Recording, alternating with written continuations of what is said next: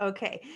So the main thing, the announcement is anybody that didn't submit, maybe you were too excited about the Super Bowl and forgot to submit the assignment last night, you go back and do it while it's fresh. You don't want to wait too long on these assignments. Like even if, you're, if I'm going to, even if I don't penalize you for the assignment being late, you want to go in and do it right before you forget or have to redo any of the readings. Um, we I'll go back to Canvas and show you the stuff for this week. But first, I want to check in with the reading for today and see how many people got to. It was a PDF of The Five, this book by Haley Rubenhold. And I actually, on purpose, scanned a lot more pages than I actually assigned. Like I scanned the introduction of the book to see how many of you would read it. How many of you read the whole thing? I read some of it. I didn't read the whole thing yet. Yeah, I I'm really reading skimmed it. that. That It was pretty interesting. okay, so let's talk about first the introduction. So before we get to Polly's life story, right? Because I'm like, the reason I attached the introduction is because I was hoping some of you would read it, because introduction in scholarly works should give you a summary of what the book is about. A lot of times they'll outline it so that you don't have to do any guesswork.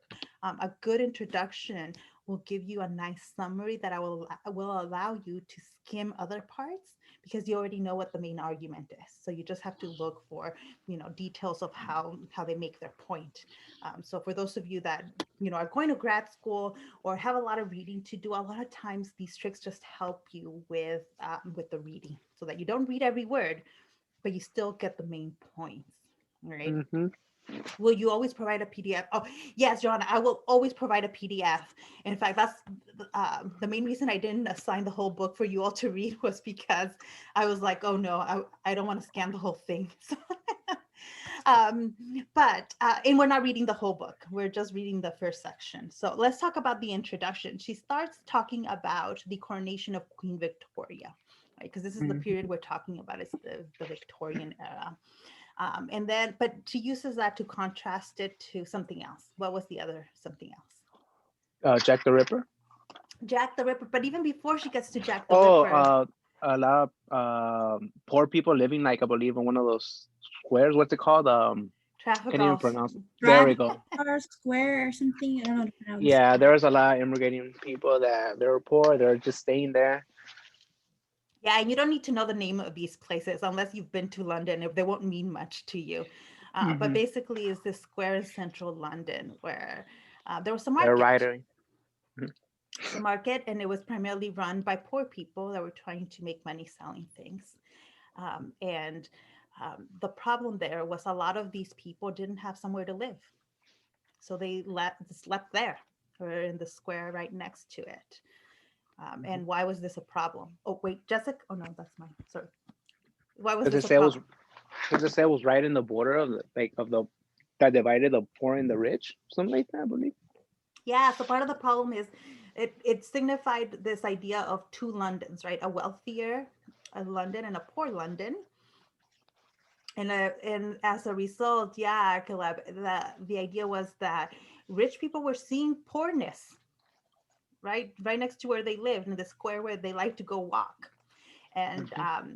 And there was a time in which revolution was really something that a lot of wealthy people feared, right? Especially in England, because they're watching what's happening in France at the time. And France at this time is going through cycles of revolution. Like the French Revolution has ended, but they go back to like a king for a period of time. Then they have Napoleon, and then they have another king, another Napoleon, another revolution. So they're cycling through like the whole century of revolution in France. And in England, wealthy people are looking at it, and that's exactly what they want to avoid. Yeah, Susanna, do you want to say so? What Bloody Sunday is, there somebody? Oh, sure. So on November 13th, there was actually an event where the protests got really violent and the police got involved, and they started to just treat the protesters like, well, kind of like today, even now, they just started to push them back and beat them up, and it was known as Bloody Sunday. And it actually didn't really resolve anything. It just was just this violent day where they were just pretty much telling the poor to stay in their place.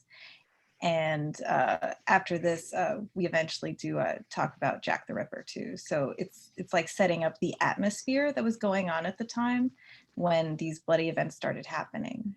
Yeah, and this is one of the things that she's doing and that historians do that is important when we look at these stories of crime, right? It's the setting really matters, the context in which these events take place, and that this was then a London that was very divided, socially, economically divided, right? And it was a place that was pretty violent, right? Clashes with the police, and a kind of trying to like keep the poor in their place. Right? There was this attempt from the rest of wealthier Londoners to kind of, all right, the poor are there, but let's keep them in their place. They don't need to come anywhere near us. And that kind of will explain, right, why Londoners freaked out over Jack the Ripper and the murders, and why they freaked out about Whitechapel and the conditions in Whitechapel. Right? Okay, so she says, she gives you what her main point, Rubenhold tells us what her main point is in the introduction. What's her main point for writing this book? Yeah, Dr. Cardona, like the main point was to bring attention to the victims per se, right? Like erasing the well, not maybe completely erasing, but like just looking through the lenses of the victims of Jack the Ripper. That's exactly it. It's as simple as that. Of so much has been written about Jack the Ripper. What about the victims? That was her intention, to just tell the stories of the victims. Yeah, want us to add more, Christian? No, it was just that. Yeah, so it's actually interesting because I've heard her talk when the book came out and she did a book tour. She came to Southern California. So I've heard her talk about how that was really just her intention. She didn't mean to like rewrite anything, but what she found in the archives as she looked through all the historical record we have for the time period and for the murders, what she really found was that there was no evidence that 3 of the victims were ever prostitutes. So there were 5 canonical like victims that were accepted as like these were murders committed by the same person. There's others that some people suspect, but 5 that are widely accepted. And she says 3 of them, there is no evidence that they engaged in prostitution. The only evidence that they engaged in prostitution is the newspapers at the time calling them prostitutes. But when you look into their lives, there's no other evidence, just the newspapers calling them prostitutes. Yeah, and Caleb, what you're putting in the chat, and she says, what we really need to look at these women then is as women, as mothers, as daughters, as people, right? Because she says what people did at the time was label them prostitutes, and then their whole identities dissolved into just the box of prostitute, right? Just the box of prostitute. Yeah, so that's why she says every chapter or every section of the book is just dedicated to one of the victims and to using their lives to talk about what the time period was like, right? So what stood out to you the most about Polly Nichols? Marianne Polly Nichols. What was her life like?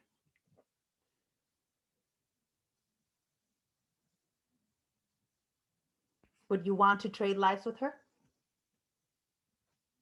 Well, no, because she was killed. She was murdered. But hopefully what you get out of it is that like being poor in any place and time is hard. But being poor in London at this time was there was a specific kind of terribleness to it, right? So Polly Nichols, somebody that was probably not engaged in prostitution at the time she was killed. She was not a prostitute. She was born Does anybody remember what her dad did? What family she came from? No, it was a blacksmith. So her dad was engaged in trade. Oh yes, oh Dali's put it in there. He was a blacksmith, and so at the time you could make enough money living from blacksmithing, but you also might not, right? And so it looks like, yeah, that her family was barely making ends meet, but they were getting along. They were moving along. They were making ends meet, although even though sometimes it was um, barely. Yeah, the poor at this time, it was synonymous with being kind of degenerate and lazy. That's what people who weren't poor thought, how they thought of as the poor ass, right? And so the Nichols family was not well off, but they were doing okay for the time period and for being poor, right? But then they get hit with these waves of just tragedy, right? Um, Polly's mom dies of tuberculosis, and tuberculosis is a very contagious disease. So the family all lived in like the same room, and they took care of the mom when she was sick. So she actually ended up infecting the youngest son with tuberculosis as well. So the mom dies, and then the youngest son dies, and that leaves the dad with the children. And that was something that was actually pretty common at this time. People died, especially poor people, because of the terrible conditions that they lived in and the poor sanitation and just the lack of help. Right? It was very difficult, and so and some people handled it better than others, and it seems to have really hit her father hard, losing his wife and his son. Right? Um, so yeah, so those are some of the main things we want to understand, right? That being poor in London meant that you didn't have access to clean water. Clean water was difficult to get by. Drainage, right? A lot of things are getting just thrown out into the street and things like that. And so in order to really facilitate cleanliness and sanitation, you would need to have really good drainage to periodically just remove everything from the city, right? Poor areas of town did not have good drainage. They just did not, right? Yeah, and the dad could have not taken responsibility for his kids, but he did. Yeah. So poor drainage, and then fresh air. There was fresh air in London was hard to come by. This is the 19th century. So actually, they don't have a good idea of sanitation. They don't understand microbes. They're starting to. By the late in the 19th century, they're starting to understand these things. But early on, they don't. And so you end up with, in London, you could go days without seeing the actual sky because of all the smog that accumulated in the city. And sometimes you would think, okay, but the weather pattern should have cleared that up at some point. Yes, except sometimes that would make things worse. For example, if it rains and the smog is so thick, all that happens is that the rain brings the smog particles into the human level, brings it into the ground. Yeah? No, okay. So all the smog, all those particles get brought to our level. So it's not just up in our atmosphere; it's come down, and now it's on us. The trees, the bushes. It's everywhere all of a sudden. So it makes staying healthy and breathing clean air very difficult. And then a lot of these respiratory illnesses were really common. Yeah. Those of us who have asthma, I don't think we would have survived very long in places like London or Paris or any of these big capitals where the air quality was so bad. Like breathing in LA now is hard enough, but it would have been much, much worse then, especially with no way of treating some of these diseases.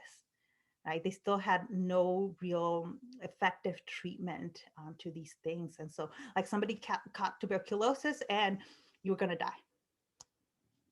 Like today you don't have to. You don't have to die. But back then it was a death sentence to catch one of these illnesses. So if you're going to time travel, you might be tempted to go try to catch Jack the Ripper, but I would not recommend it.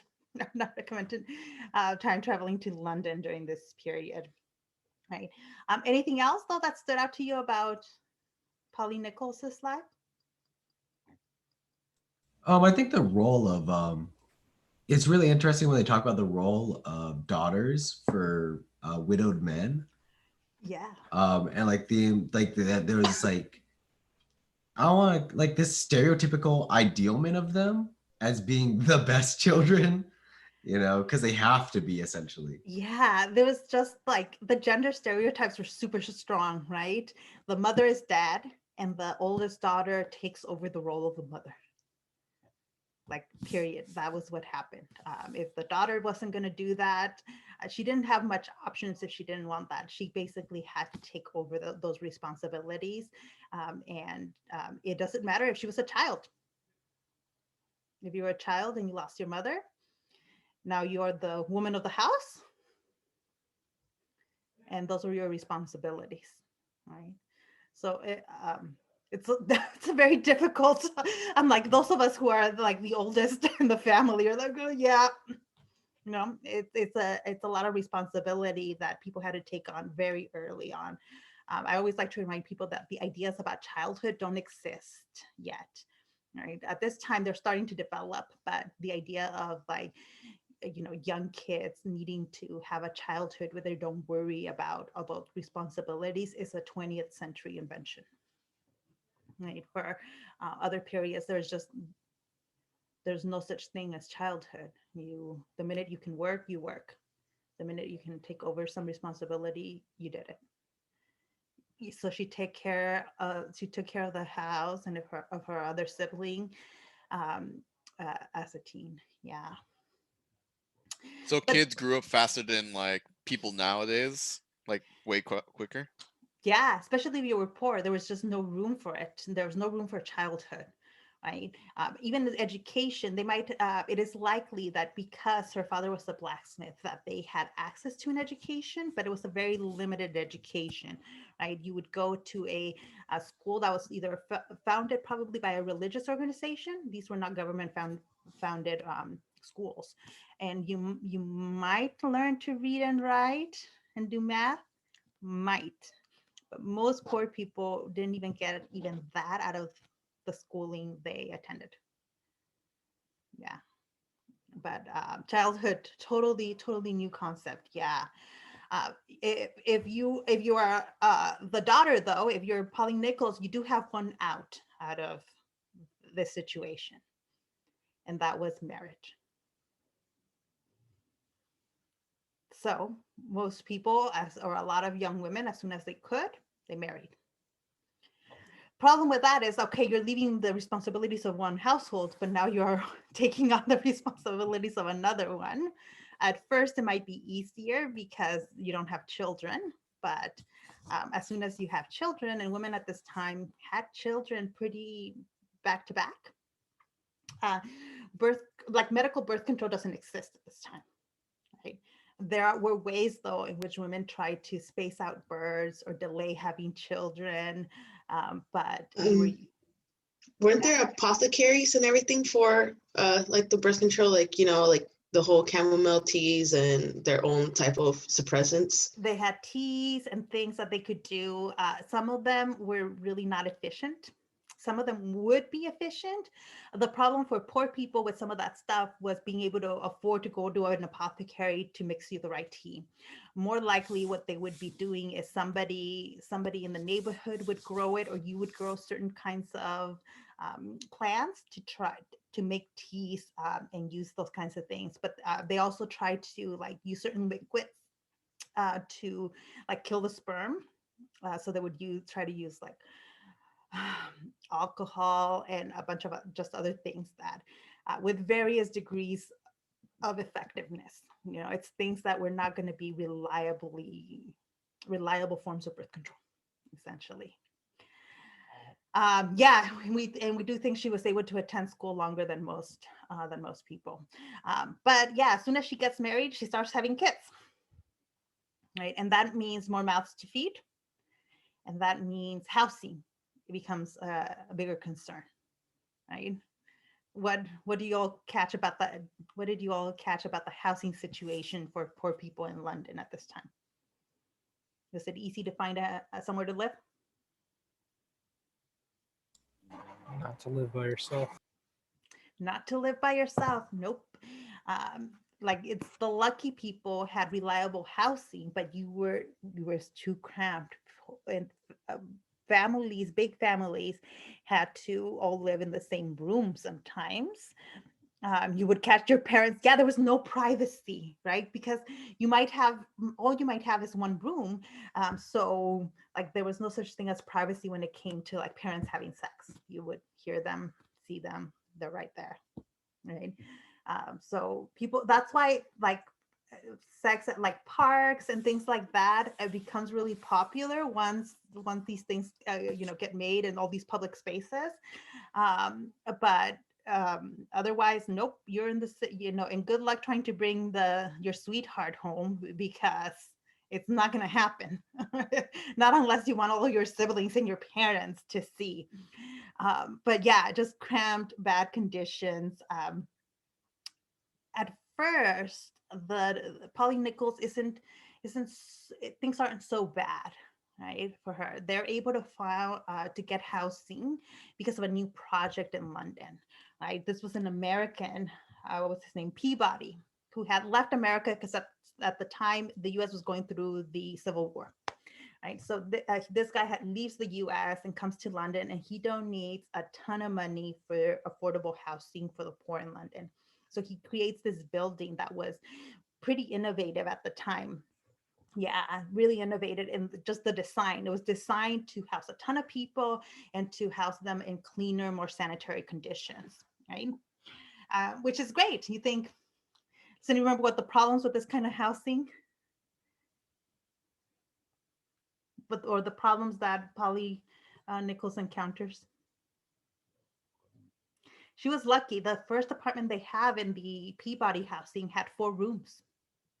4 rooms. They wouldn't have been big rooms, but for a growing family to have 4 rooms, that was a lot.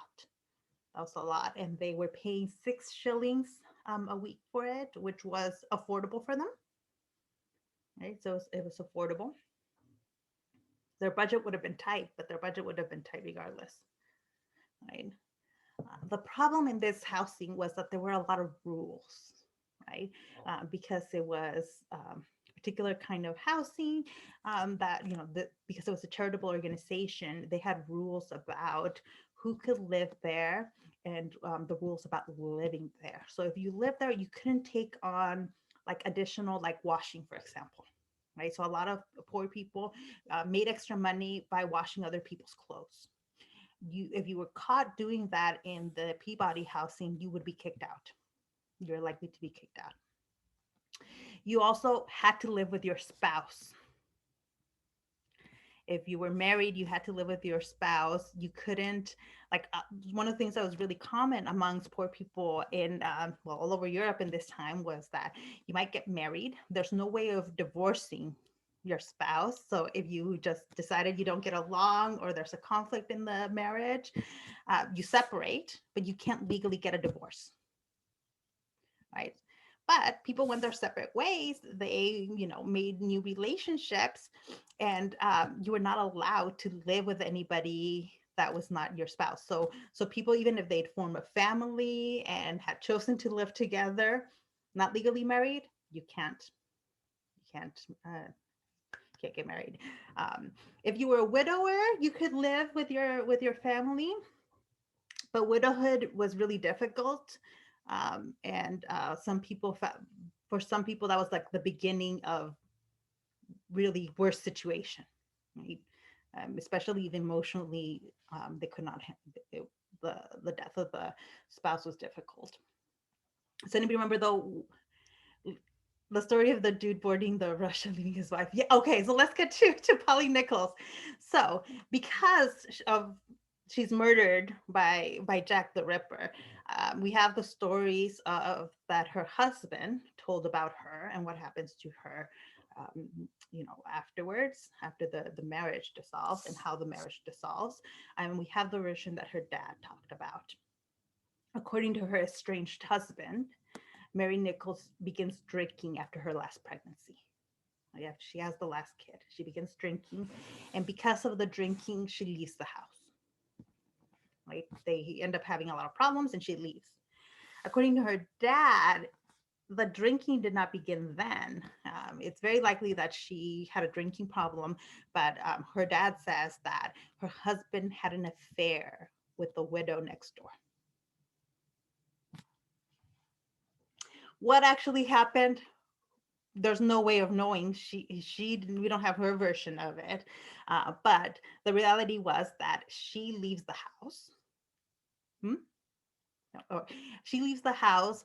Her husband and the widow cannot live together in that building. If they move in together, it would have helped them financially, but they would have been kicked out of the building, right? Because it's against the rules. And so it's a difficult situation. It is clear later on, though, that the widow and Polly Nichols' husband end up forming a relationship, and they end up leaving the Peabody housing and living together with all of their kids. But Polly Nichols ends up going to the workhouse. So if you were homeless and out of a job and have no money left, in London, the government had created these workhouses. You go in, you sign up, you sign all this paperwork, they give you work, and they give you housing. The work and the housing, though, are the worst housing. Like, you live in, with all these other people who have nowhere to live in these bunk bed type of things where all you have is the bed, the cot, and that's it. That's all you have. You're not allowed to have any other possessions. And you're doing a lot of hard labor, cleaning, digging, it was really tough. And so most poor people, if you could avoid the workhouse, you avoided it. This was for people who were completely destitute and have no other option, that were willing to go sign themselves up for the workhouse. Because now you've basically signed your life away to the government for a period of time. You're allowed to leave, but you're signing a contract with them. Yeah, it was a total last resort. She ends up doing that. And it's really quite dramatic, really, because she's somebody who comes from a poor family, but a family who's making ends meet, right? And, she and her husband are making ends meet as well. And so for her to leave her husband and end up at the workhouse is a huge moment in her life. She has fallen almost as far as a woman can fall in this time period. And yet she's not turning to prostitution, right? That's kind of like the last rung, the last option for people there. It's especially for someone like her who was, comes from a kind of, it's weird how we designate upper poor. She's prostitution is not something that she would have wanted to engage with unless it was last thing. But then she ends up going through cycles of going into the workhouse, in and out of the workhouse, and it was a sense of pride. Yeah, you didn't. And going to the workhouse or even prostitution was you've lost everything. You've lost all hope, and if you could avoid it, you would. Sometimes people would go, kind of like the equivalent of couch surfing, right? They would go with friends, with family, friends of the family, and people that were poor helped each other out. If you have a little bit of space in your small apartment, in your small one room, people were willing to take you in, because what's one more body when everybody's already packed in?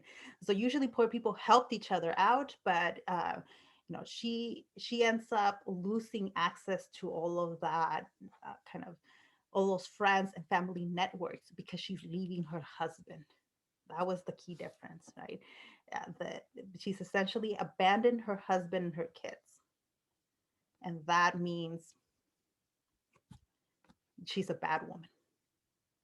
She's a bad wife. She's a bad mother. And and it was not accepted. It was not acceptable to leave your husband. Even if he was committing adultery, if he was having an affair, it was still not accepted for you to leave your husband. If he was hitting you, it was not acceptable to leave your husband. There was a line, like if you went too far, then the neighbors would not like it, but it was acceptable, right? So things like that, where like this was the ultimate like bad move for a woman, was to leave her husband and her kids. And I think that's one of the things that might have contributed to her being portrayed as a prostitute in the newspapers at the time. Right? What kind of woman leaves her husband and her kids? Only a prostitute does that. And that might have added to why why nobody even questioned it. With the newspapers published and everybody just went with it, and it seems that no one except like her father questions these stories about her. But right, this version of the story is much different than what you get from other histories of Jack the Ripper. Even the way other historians have written about Jack the Ripper, like everybody had looked at the same evidence, and nobody had realized that these women were not prostitutes. 3 of them never engaged in any form of prostitution that we know of, that we have evidence for. Right? So it really speaks to how powerful some of these images are, right? When somebody is a prostitute, like, that's it. Even historians, a century later, still accepted that. They still accepted it. And like some of these stereotypes just become so powerful, right? All right, so what does this tell us, though? What are some of the things in this story that you could use when analyzing the crime that you're going to be analyzing for your papers? That's really the key. I'm like, what does that do? How does it help you? Maybe it doesn't. Yeah, Thais says, very interesting from seeing it from this perspective. It shifts the story depending on what you look at, right? When you're not looking at the police or you're not looking at the newspapers at the time, the focus shifts and you're telling a very different version of the story. Aha, fine. If nobody knows, or some of you are typing, if nobody knows how this helps you with your paper, it's to look at how, you're going to start doing research. I'm going to ask you to do research on the crime you're going to be focusing on. What you want to look for is what version of the story is being told by your sources. Yes, but look and to not ignore things that like the victims' lives, right? So let me share my screen really quick, because I'm going to use an example. So some of you have already told me that you want to do what's his name, Richard Rodriguez. That's his name. So I watched Richard Ramirez. That's Richard Ramirez. So there's a Netflix documentary about him, right? So I'll talk about the documentary in a second. But one of the things that you will all do when starting to do research on your story is put it into Google, right? The first thing that pops into Google with Richard Ramirez is his Wikipedia page. And actually, I think you all could use the Wikipedia pages of the crimes you'll be analyzing. But I want to show you how you would use it. You don't use it for information, because honestly, like, Wikipedia has varying degrees of reliability, right? You can't always trust what is in the actual Wikipedia article. You can usually more trust the links, what's linked here as the sources for information, but that doesn't mean that Wikipedia is not useful to you, right? Because Wikipedia tells you a version of the story, right? So it gives you the summary here, but then, like, let me go to the Night Stalker crimes. Let's see how all right, it tracks all the crimes that can be attached to him chronologically, and then it gives you a little bit about each crime, what we know about each crime. What you will find when you look at these things on Wikipedia is that these are such short summaries, right? They don't tell you a whole lot, and they usually just tell you like what he did, what Richard Ramirez did to these people, right? Whether he sexually assaulted the victim, whether he killed the victim. Sometimes he would kill the man and then rape the woman but let her live. Other times he would kill everyone. And that is mostly what you get here. You get maybe what caliber gun he used, because he used several ones, but he tended to use repeat the weapon he used. So like one of the things you can do is just look at the summaries on a page like Wikipedia and see what version of the story, right? What focus is there here? Is it focusing on the victims at all? And if it's not focusing on, once they focus on something, then you can talk about that. Why? Why is a page on Wikipedia for us, we're the audience, right, not going to talk a lot about some of these people, or why do they focus on these particular things? I'm going to stop sharing for a second. So it's not about good or bad. You can have an idea of whether their summary of it is good or bad, but I actually don't care that much if it's good or bad. To me, the idea is every version of the story has to focus on something. And what's more interesting to me, and I would want to get from your papers, is why do you think they focused on what they do? Right? Why? Why is the focus not more on the victims? Like, what explanation can you come up with in that? Che, what did you have? I was just thinking, like, back to like you were talking about with the newspapers, how they labeled her as a prostitute, and how the newspapers like did all this general, like, some stereotyping of people. I think that the news and the media comes back to this again, where I feel like, like this Wikipedia article, for example, is mainly like, okay, they take the information they see on the surface level media stuff, and that's what's put onto it. And I think that, what we see from the media is what we want to see from these killers. And that's what gets the headlines. Absolutely. And that's something that you would want to put in your paper, right? If that's what's happening with your case. What Susana is adding to, like the way we make celebrities out of the killer, right? Who gets a Wikipedia page? The killer, right? The fact that there aren't Wikipedia pages on the victims, right, is something you can talk about.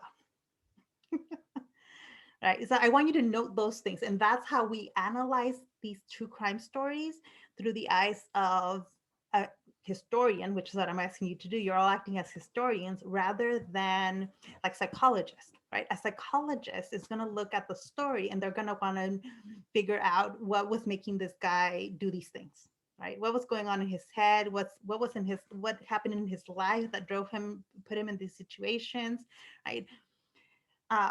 We don't necessarily care about that unless it's part of the story, right? Unless it's part of what's on the Wikipedia page or what's in the documentary.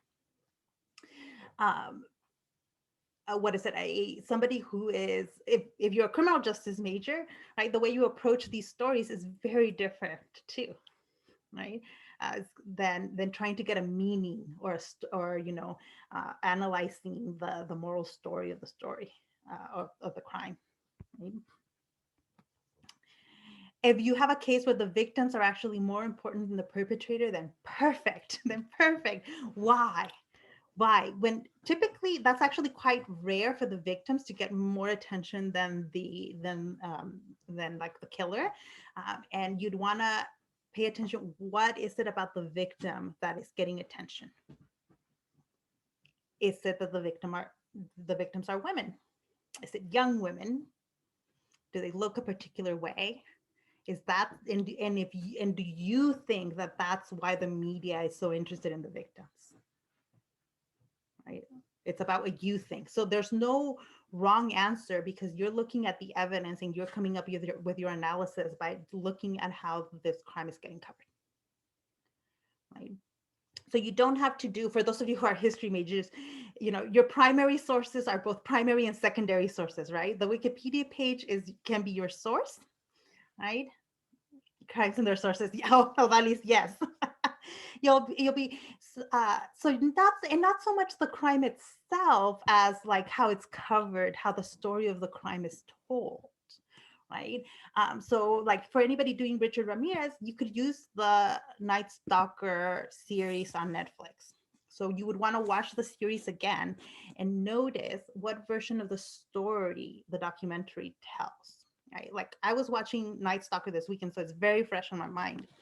One of the things that I noted was how there's actually quite a bit of focus on the victims in that, but the main focus of Night Stalker is the one detective, Gil, I forgot his last name, Carrillo, I think. It's the one detective, right? He was not the only detective on the case by any means, but the way they tell the story is that Gil knew right away that there was one person committing all these crimes, the breaks in at the homes, the rapes, the murders. He put it together that it was one person and nobody was listening to him at first. Right? And it's actually interesting that that's the focus, as opposed to some documentaries will focus on like the police force and the detective work that a team does. Right? And they don't focus on that. And I was really interested in the fact that they don't focus on like the Los Angeles detectives, the team of detectives that worked on this case. They just focus on the one guy. I'll tell you my theory. I think it's because LA, so that a lot of these crimes that we're following in Night Stalker happened in 1985, the year I was born. But at the time, the LAPD was going through huge corruption scandals. And so you can't glorify like the LAPD or the sheriff's department when at the time we know they're doing a lot of bad things. Instead, you focus on the one detective that's doing good work. I don't know. That's my theory. Those of you that are going to write about Richard Ramirez, go back and see what you think about it. Right? There's also in Richard. I'll just give you another point of interest for me in Richard Ramirez or the Night Stalker documentary. They have tapes of interviews reporters did with Richard Ramirez, because he didn't die till 2013. They don't give him a lot of role or a voice in the documentary. You very rarely hear him. You actually even very rarely see him. They use the sketches, but they don't use like video or a ton of footage of him. They don't. And I'm like, oh, I wonder what you all make of it. Why don't they do that? They do bring in the victims, not all of them. And that's an issue of also making documentaries, right? That some of the victims don't want to relive those things. Right? So you also want to think of like, okay, what are the practical reasons why they might do or not do something? But the way we see the victims also creates myths about the killings. Exactly, Susana. Like it's a story, right? Every version of it, the Wikipedia page, the documentary, the newspaper coverage creates myths about who is the victim of these crimes, right? Usually we like to think that only bad people are victims. Oh, they were working in this, there were street people, so that made them more susceptible to be victims. Or, oh, they were dealing drugs, that's why they were a victim. Oh, they were doing this, so we're like, oh, okay, then we don't care so much about the victim. If it's someone who is just at home, sleeping, productive, whatever that means, productive member of society, that might get more media attention than the prostitute who was also a drug addict. Right? A lot of times we want our victims to look and like basically be particular and fit a box, fit our stereotypes of what a victim is. You might find that that's relevant to your case or not, right? So, so your sources for this, if you might just need one source to write your paper, right? If there's a documentary on the crime you're studying, you might just use the one documentary. I could see somebody writing 3 to 4 pages just using a documentary. Or you might need more. If there's not a documentary on your on the case you're following, then you're going to need newspaper articles, right? So let's see. The author of the text we have to read says that the law enforcement failed to notice that Jack the Ripper was murdering sleeping people. Yeah, right. That by focusing on prostitutes, they ignored that it wasn't just prostitutes; it was sleeping women that were the vulnerable ones. Yeah. And a lot of these cases that you'll find is kind of the stereotypes of the police play a big role in basically why they don't catch these people really early. So yes, there is a number of pages that are required. Let me get that real quick. Let me go to our website. So under assignments, I do have the prompt. So you want to keep coming back to it. I say 4 to 5 page paper. 4 to 5 pages, mainly because I do want you to recap whatever the crime is for me, or whatever the story is, in case I don't know it. Like if I don't know it, then you might need to know more about it. If it's something like Richard Ramirez or something better known crimes, then you don't have to do a lot of summarizing of the crime, but it might take, you know what, I'll change this. I'll change it to 3 to 4 pages. Is everybody okay with that? Yes. Yes. Okay, I'm like, yes. I'm like, I'll change it. In fact, I'll do it now so that I don't forget. I'll change it to 3 to 4 pages. Most of you will actually end up writing a lot. That's why I had made it more, is because I found that people tend to want to write a lot. But I'll do 3 to 4.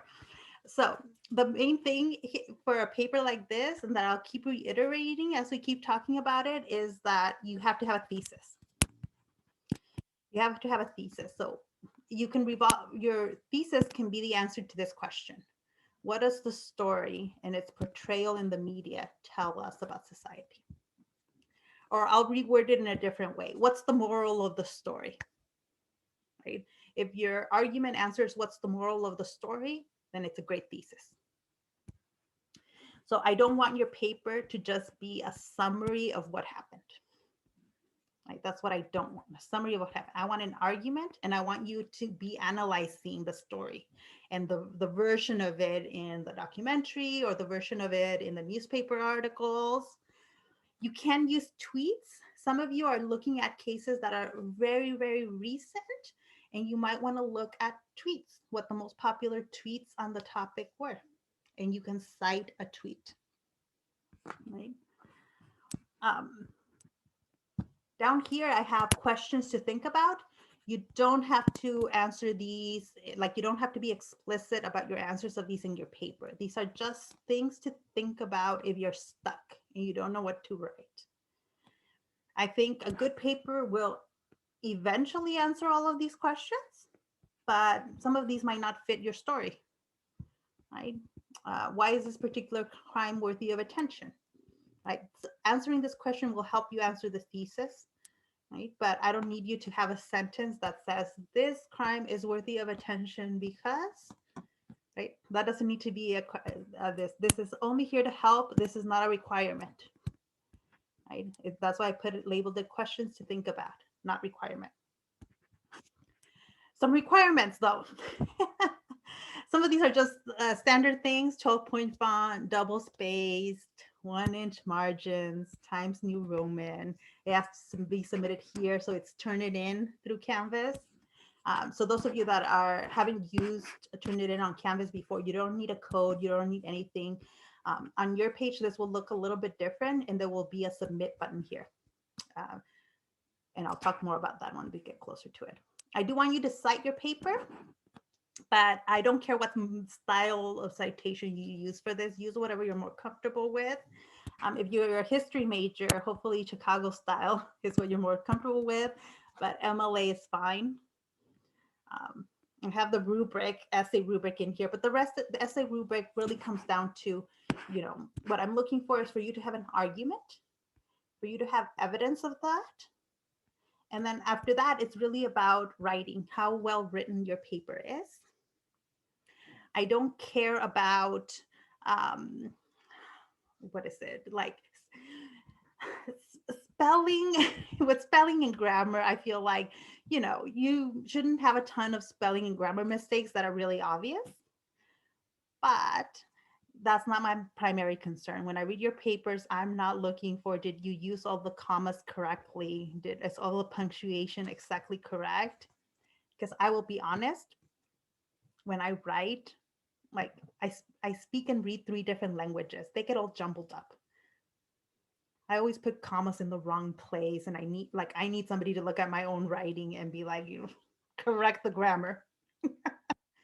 And so I don't look for that when I grade, unless it's something that really stands out. Like if it stands out as like, oh no, huge error, or, you misspelled something and it was really egregious, then I will notice it.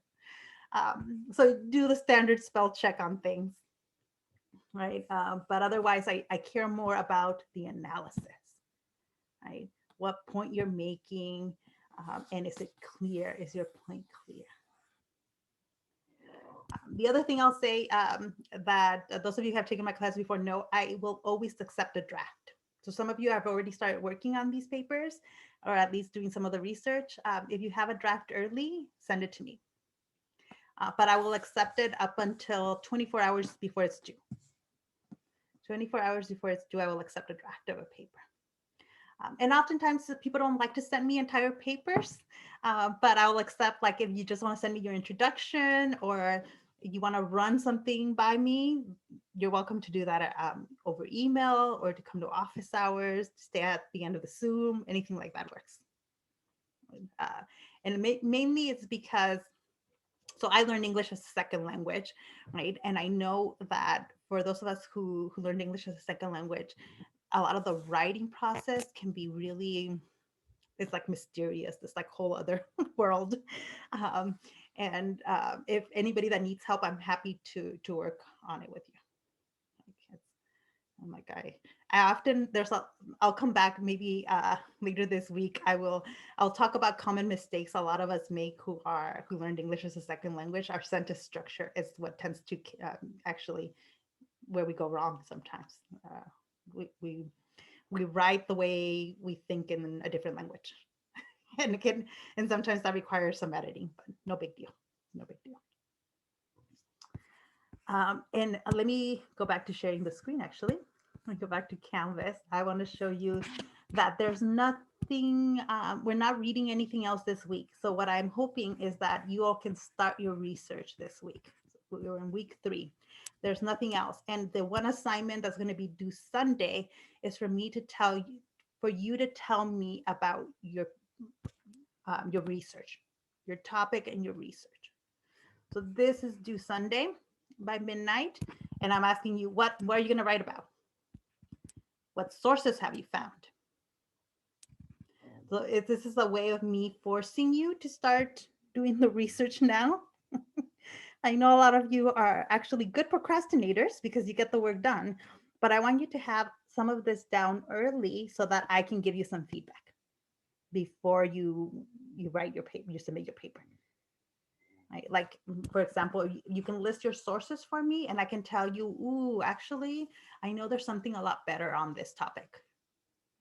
Right? And if I see what you found, then I can do that. I can give you some feedback on, help you find sources or give you feedback on like what can your argument be, right? If you've never written a paper like this, the bigger issue for you might be, what is going to be my argument in this paper? And if you're struggling with that, you want to tell me, because that is one of the easiest things for me to help you with in this paper. Like, seriously, I'm like, I live for argument. I live, breathe argument. And I can find an argument almost anywhere. So if you get stuck on that, come talk to me. Okay, questions. Now I need all your questions.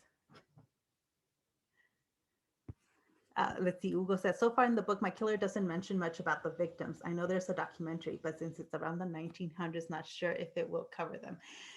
Google, that is excellent. Actually, what you can just do is you can criticize about the book or talk about why the book doesn't talk about the victims. The lack of information is actually information in this paper. So you don't need to look for information on the victims. A lot of you, like your sources will not have anything on the victims. But that will stand out to you, hopefully. It will stand out, why don't they talk about the victims? And then your job is, like, your argument can be about why. Why is the focus on the individual killer? Why not the victims? Ricky, will podcast count as a source? Yes, a podcast will count. Now note that you'll have to, since you're using it as a source, you'll have to go watch and re-listen to things. So as long as you're willing to do that, the podcast counts. Yeah. And I will, maybe what I'll do on on Wednesday is talk about how to cite some of these different things. How to cite a podcast, how to cite a tweet, how to cite these articles. I can go over that with you all, but a podcast works.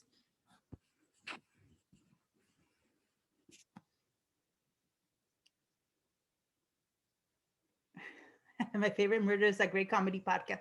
So you could, Anaya, you can pick just one of the cases they talk about and write your paper on that one episode or a series of episodes on that crime if you want it. True crime. Oh, you're just giving me podcast recommendations. I should write these down. So, okay, here's my proposition for the rest of the week. Because I want you working on this, I'm not assigning any other reading or nothing. How about I don't do any new material this Wednesday? So I won't require you to come to the Zoom. The Zoom will just be here as a kind of office hour for anybody that wants to come talk or needs help with their project. So we won't officially meet. It'll just be for anybody that wants to talk about their project. Yeah, so if you want to run a podcast by me or you want to run something else by me, then I will be here the entire class period. You can come in at any point, but if you don't, then I would want you to use some of that time to start your research. That's the trade-off, is that you have to do the research. Some were like, great, nobody ruined that? Yes, Wednesday. Dr. Cardona, as far as the paper goes, is there, like, in the instructions, is there like a certain amount of citations you want us to use, like sources? How many sources you want us? History majors always ask. So there's no minimum number of sources, because I think the whole paper could be written with just one source. But some people will need more sources. Some of you will have 10, 15 sources, and so there's no minimum or maximum and no requirement of certain kinds of sources, right? Because some people will have newspaper articles, other people will have a podcast, other people will have a book or a Wikipedia page. So, and there's, to me, you can take this paper in so many different directions that there's no point in me requiring certain kinds of sources. Yeah. Snapped. What is Snapped? Is Snapped a podcast? No, it's a TV show on Oxygen, or really on any true crime network, but it's about female killers. It's really cool. Oh, okay. I'm adding that to my list because, yeah, that's another one that's really interesting, that we do tend to focus on male serial killers. There are fewer female serial killers, but yeah, there's never serial killers I've seen in the show. It's really just, women who just snap or something. Crimes of passion. Like or some are completely planned. Some of them are crazy, but it's really good. It's a really good show. Okay, I'm adding that to my list. I'm like, I am taking all your recommendations. You all recommended Night Stalker, and I watched Night Stalker. So I'm like, if you want me to watch or read whatever you're working on, send it my way, and I will consider it. And some of you, by the way, so some of you, like, you're not required to do a serial killer, right? I know somebody already asked me if they could do like something like George Floyd. That would be a like something like that would work really great for this paper. And you'd be in charge of like just weeding through all the analysis of it and coming up with your own analysis of what's going on here. What does this tell us about society today? When you're talking about something so recent, you're really talking about society today, not in the 90s, not in the 80s, right? It's today. Yeah.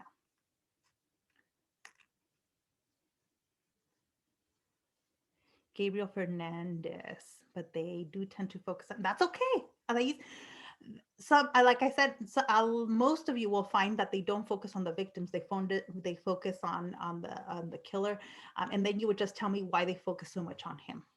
What is it about the killer or the way the murders, the crimes that made it so the focus so much on just the one individual rather than the victims?